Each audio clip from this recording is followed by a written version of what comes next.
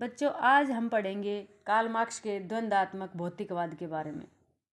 द्वंद्वात्मक भौतिकवाद की अवधारणा की रचना दो शब्दों से मिलकर हुई है। प्रथम शब्द है द्वंद्वात्मक।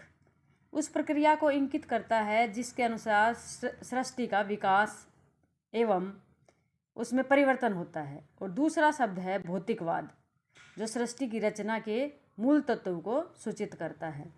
द्वंद्वात्मक भौतिकवाद की विचारधारा के प्रणेता मार्क्स ने अपने अमर ग्रंथ कैपिटल की भूमिका में लिखा है कि मैंने हिगल के द्वंद्वात्मकवाद को सिर के बल खड़ा पाया, मैंने उसे पैरों के बल खड़ा कर दिया है।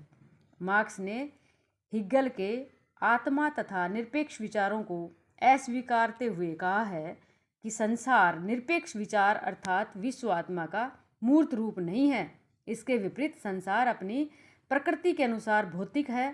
संसार की अगणित घटनाओं का आधार गतिशील भौतिक तत्व या पदार्थ है, जो अपने आंतरिक स्वभाव द्वारा विकसित होकर नाना रूपों में प्रकट होता है। यह विकास भौतिक पदार्थ में निहित एक आंतरिक विरोध द्वारा संचारित होता है। इसमें वाद, प्रतिवाद और संवाद के 3 चरण होते हैं। घटनाओं में अंतःसंबंध तथा अंतर्निर्भरता गतिशील पदार्थों के विकास का ही एक नियम है और इसी गतिशीलता के संसार का विकास होता है। मार्क्स के शब्दों में पदार्थ चेतना की उपज नहीं है, अपितु चेतना स्वयं पदार्थ की ही सर्वश्रेष्ठ उपज है। मार्क्स ने अपने द्वंद्वात्मक भौतिकवाद की धारणा का प्रयोग आधुनिक पूंजीवादी समाज की अनिवार्य समाप्ति के प्रतिपादन में किया। उनके अनुसार एक न एक दिन पूंजीवादी व्यवस्था का स्थान साम्यवादी व्यवस्था ले ही लेगी।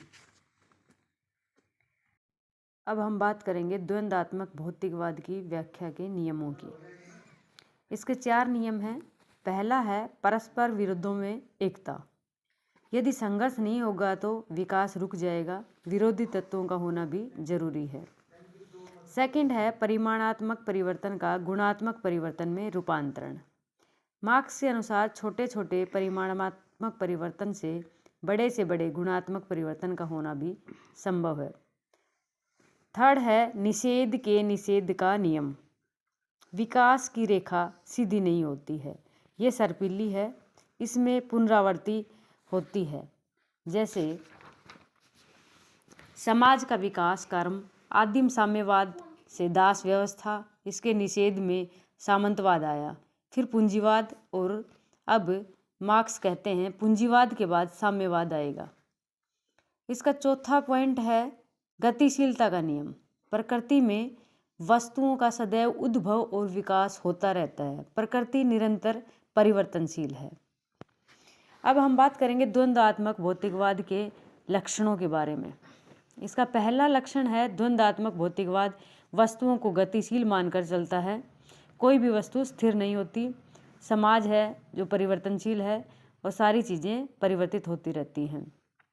दूसरा है पदार्थ समाज की यथार्थता, कि पदार्थ है वो यथावत बना रहता है, उसमें परिवर्तन नहीं होता है।